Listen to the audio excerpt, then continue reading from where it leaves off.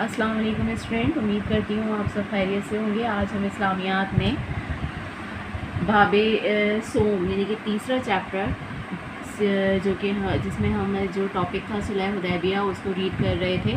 پس منظر ہم نے پڑھ لیا تھا۔ اب ہم جو اس کی سیکنڈ ہیڈنگ ہے افہام و تفہیم کی کوشش۔ افہام و تفہیم مطلب بات چیت کی کوشش۔ میں ریڈ کر رہی ہوں، اس کے بعد میں ایکسپلین کروں گی۔ قریش مکہ کے ناپاک عزائم کو دیکھ کر سیدنا محمد رسول صلی اللہ علیہ وآلہ وسلم نے حضرت بدیل بن ورقہ رضی اللہ تعالیٰ عنہ کے ذریعے قریش کو پیغام بھیجا کہ ہم صرف عمرے کی نیت سے آئے ہیں، اس لیے ہمیں خانہ کعبہ کی زیارت کے لیے چھوڑا جائے، مگر قریش نے بات نہ مانی۔ اس دوران بات چیت کا سلسلہ جاری رہا، لیکن کوئی بات طے نہ پائی۔ پھر آپ نے حضرت عثمان غنی رضی اللہ تعالیٰ عنہ کو معاملے کو سلجھانے کے لیے اپنا خاص سفیر بنا کر بھیجا۔ آپ رضی اللہ تعالیٰ عنہ نے قریش مکہ کو ہر ممکن طریقے سے سمجھانے کی کوشش کی کہ سیدنا محمد رسول صلی اللہ علیہ وآلہ وسلم اور ہم صرف عمرہ کرنے آئے ہیں، عمرہ ادا کرنے کے بعد ہم سب واپس چلے جائیں گے۔ اہل قریش نے صرف اتنی لچک دکھائی کہ اگر آپ حضرت عثمان غنی رضی اللہ تعالیٰ عنہ چاہیں تو عمرہ ادا کر سکتے ہیں، لیکن حضرت عثمان غنی رضی اللہ تعالیٰ عنہ نے نبی کریم صلی اللہ علیہ وسلم اور دیگر صحابہ کرام کے بغیر عمرہ ادا کرنا گوارا نہ کیا اور قریش مکہ کی پیشکش ٹھکرا دی۔ حضرت عثمان غنی رضی اللہ تعالیٰ عنہ کو جب آنے میں دیر ہو گئی تو مسلمانوں کے اندر افواہ پھیل گئی کہ حضرت عثمان غنی رضی اللہ تعالیٰ عنہ کو شہید کر دیا گیا ہے۔ مسلمانوں میں شدید بے چینی اور غصے کی لہر دوڑ گئی۔ اب میں اس کی ایکسپلینیشن دوں گی آپ کو۔ افہام و تفہیم کی کوشش مطلب بات چیت کی کوشش۔ قریش مکہ کے ناپاک عزائم دیکھ کر آپ صلی اللہ علیہ وآلہ وسلم نے حضرت بدیل بن ورقہ کے ذریعے قریش کو پیغام بھیجا، لیکن قریش نے آپ کی کسی بات پر دھیان نہ دیا۔ سیرت ابن ہشام یہ کتاب ہے جس کے تھرو میں آپ کو تھوڑا سا ڈیٹیلنگ بتا رہی ہوں کہ سیرت ابن ہشام کے مطابق قریش کے لوگوں نے مسلمانوں کے قریب پہنچ کر پتھر برسانا شروع کر دیے۔ صحابہ کرام نے انہیں گرفتار کر کے حضور صلی اللہ علیہ وآلہ وسلم کی خدمت میں پیش کیا، مگر آپ صلی اللہ علیہ وآلہ وسلم نے انہیں معاف فرما دیا۔ آپ نے ایک مرتبہ پھر مفاہمت کی کوشش کی اور حضرت عثمان بن عفان کو اپنا قاصد بنا کر بھیجا۔ حضرت عثمان رضی اللہ تعالیٰ عنہ نے قریش مکہ کو حضور صلی اللہ علیہ وآلہ وسلم کا پیغام دیا تو وہ بولے، اے عثمان، ہم محمد صلی اللہ علیہ وآلہ وسلم اور ان کے ساتھیوں کو تو اجازت نہیں دیں گے، البتہ تم چاہو تو خانہ کعبہ کی زیارت کر سکتے ہو۔ حضرت عثمان رضی اللہ تعالیٰ عنہ نے کہا، میں حضور صلی اللہ علیہ وآلہ وسلم کے بغیر یہ کام نہیں کر سکتا۔ اس جواب پر قریش بہت ناراض ہوئے۔ انہوں نے حضرت عثمان رضی اللہ تعالیٰ عنہ کو پکڑ لیا۔ ادھر مسلمانوں کو یہ اطلاع ملی کہ عثمان شہید کر دیے گئے تو مسلمانوں میں غم و غصے کی لہر دوڑ گئی۔ اس موقع پر رسول اللہ صلی اللہ علیہ وآلہ وسلم نے فرمایا، میں اس وقت تک یہاں سے نہیں جاؤں گا جب تک مشرکین سے اس عثمان کے خون کا بدلہ نہ لے لوں۔ اب ہم بیعت رضوان پڑھیں گے۔ بیعت کا مطلب ہے اطاعت کا عہد کرنا یا مرید بننا۔ میں پڑھنا شروع کر رہی ہوں۔ نبی کریم صلی اللہ علیہ وآلہ وسلم نے صحابہ کرام رضی اللہ تعالیٰ عنہ کو جمع کیا اور ان سے فرمایا کہ ہم یہاں سے اس وقت تک واپس نہیں جائیں گے جب تک حضرت عثمان رضی اللہ تعالیٰ عنہ کی شہادت کا بدلہ نہ لیں گے۔ آپ صلی اللہ علیہ وسلم نے ایک ببول کے درخت کے نیچے بیٹھ گئے اور صحابہ کرام رضی اللہ تعالیٰ عنہ ایک ایک کر کے آتے گئے اور آپ کے دست مبارک پر بیعت کرتے گئے۔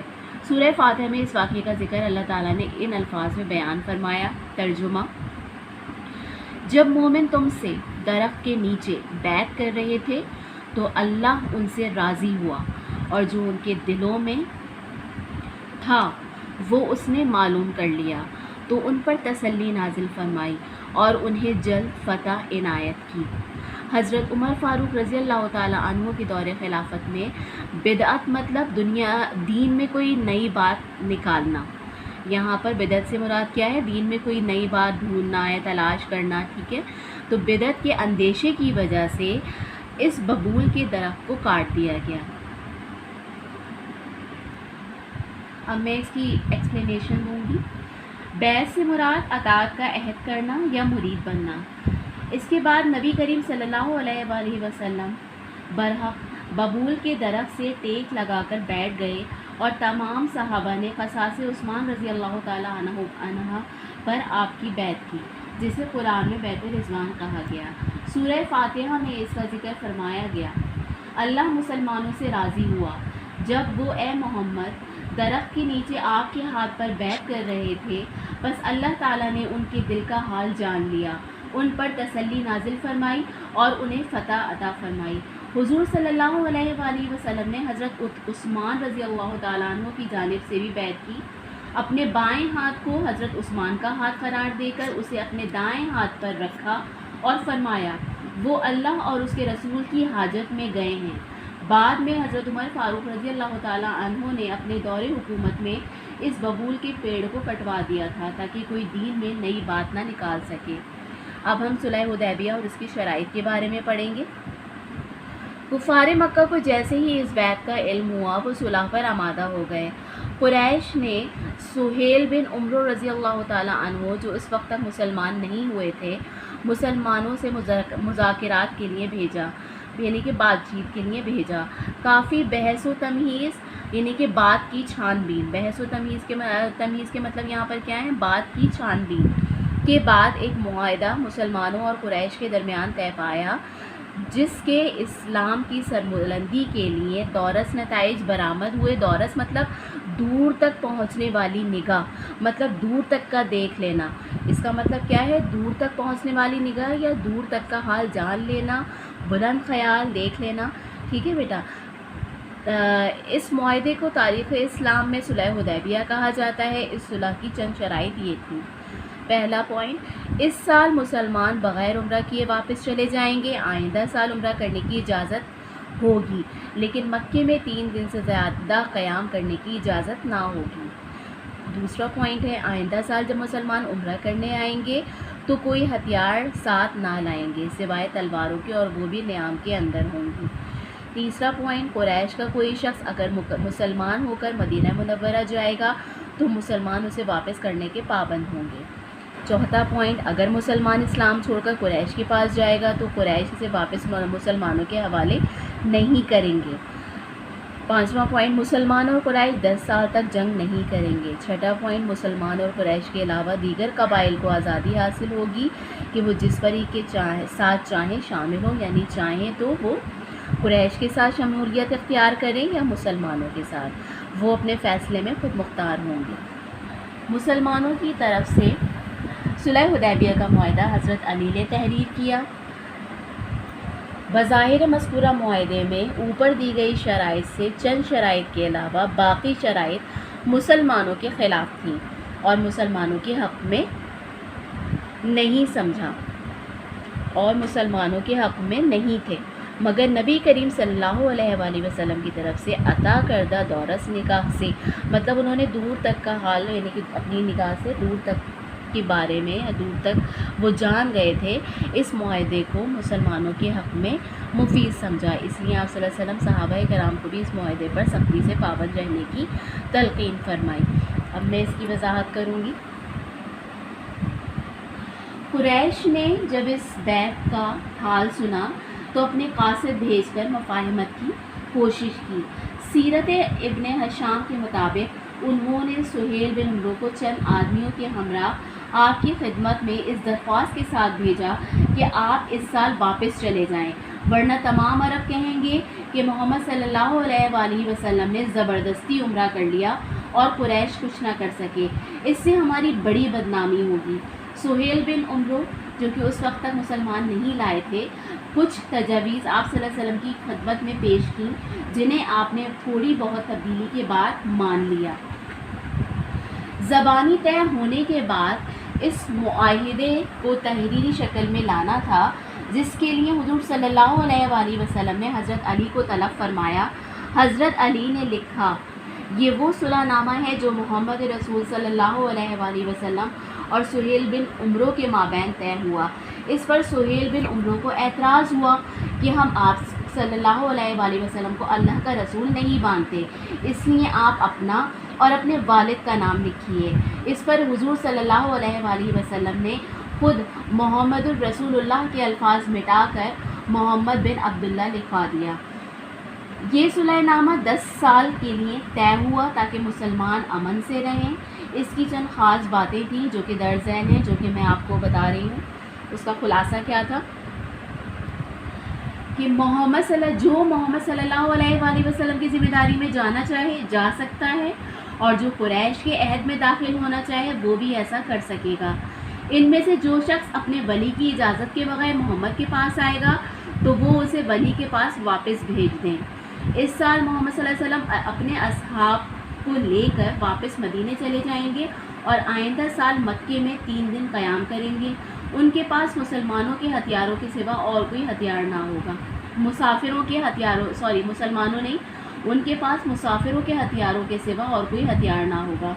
صلح نامے کی ایک شرط کے مطابق بنو خزاعہ جو پہلے ہی حضور صلی اللہ علیہ وآلہ وسلم کی طرف مائل تھے، اسی وقت آپ کی حمایت میں آ گئے، اور بنو بکر نے قریش کا دامن تھام لیا۔ کیونکہ آپ صلی اللہ علیہ وآلہ وسلم کو اللہ کی عطا کردہ دورس نگاہ یعنی دور تک پہنچنے والی نگاہ رکھتے تھے، اس لیے آپ نے اس معاہدے کو مسلمانوں کے حق میں مفید سمجھا اور اس معاہدے پر سختی سے پابند رہنے کی تلقین فرمائی۔ فتح مبین۔ اللہ تعالیٰ نے اس صلح کو مسلمانوں کے لیے فتح مبین یعنی کھلی فتح قرار دیا۔ اللہ تعالیٰ نے قرآن مجید میں ارشاد فرمایا، اِنَّا فَتَحْنَا لَكَ فَتْحًا مُبِینًا۔ ترجمہ، ہم نے تم کو فتح دی، فتح بھی صریح و صاف۔ اب میں اس کی وضاحت کروں گی۔ رسول اربی صلی اللہ علیہ وآلہ وسلم نے حدیبیہ میں 10 روز قیام فرمایا، جس کے بعد آپ واپس مدینہ لوٹ آئے۔ اس دوران سورہ فتح نازل ہوئی، جس میں اللہ تعالیٰ نے اس صلح کو فتح مبین سے تعبیر کیا۔ سورہ فتح کے نزول کے بعد صحابہ کرام کا دلی ملال ختم ہوا اور صلح حدیبیہ اپنے نتائج کے اعتبار سے فتح مبین کہلائی۔ صلح حدیبیہ کے فوائد۔ اس معاہدے کے ذریعے مسلمانوں کو اس طرح فائدہ ہوا کہ نمبر 1 مسلمانوں کی حیثیت کو تسلیم کیا گیا، نمبر 2 تجارتی قافلے آزادی سے آنے جانے لگے، نمبر 3 اس دوران مشرکوں کو مسلمانوں کی اخلاص، حسن عمل، نیکوکاری اور پاکیزہ اخلاقی کے ساتھ ملنے جلنے کی وجہ سے اسلام کی حقیقت کو سمجھنے کا موقع ملا، نمبر 4 معاہدے کی وجہ سے مسلمانوں کو اہل مکہ کی طرف سے جنگ سے بے فکر ہونے کی وجہ سے تبلیغ اسلام کا بہتر موقع میسر آیا، نمبر 5 یہ معاہدہ آگے چل کر فتح مکہ مکرمہ کا پیش خیمہ ثابت ہوا۔ اس سے ہمیں یہ سبق ملا کہ صحابہ کرام رضی اللہ تعالیٰ عنہ نے حضور صلی اللہ علیہ وآلہ وسلم کی ہدایات پر عمل کیا اور اس کے بہتر نتائج نکلے۔ ہماری کامیابی کا دار و مدار سیدنا رسول اللہ صلی اللہ علیہ وآلہ وسلم کی تابعداری پر ہے۔ اگر ہم رسول اللہ صلی اللہ علیہ وآلہ وسلم کی مکمل تابعداری کریں گے تو دنیا میں کامیابی اور آخرت میں یقینی فلاح پائیں گے۔ اب میں اس کی وضاحت کروں گی۔ اس صلح سے پہلے مکے اور مدینے کے لوگ ایک دوسرے سے نہ مل سکتے تھے اور نہ اسلام کی تبلیغ و اشاعت اس طرح ہو سکتی تھی جس طرح بعد میں ہوئی، مطلب کہ صلح حدیبیہ طے ہونے کے بعد۔ ملنے جلنے سے لوگوں پر اسلام اور مسلمانوں کے کردار کی سچائی اور نیکی ظاہر ہوئی اور لوگ جوگ در جوگ اسلام میں داخل ہونے لگے اور 2 سال میں مسلمانوں کی تعداد میں کافی اضافہ ہوا۔ آس پاس کے علاقوں میں حکمرانوں کو خطوط بھیجے گئے جس کی وجہ سے اسلام کا نور عرب سے باہر بھی پھیل گیا۔ صلح حدیبیہ کے بعد تمام مظلوم مسلمان مکے سے مدینہ آ گئے اور قریش کا تجارتی راستہ کھل گیا۔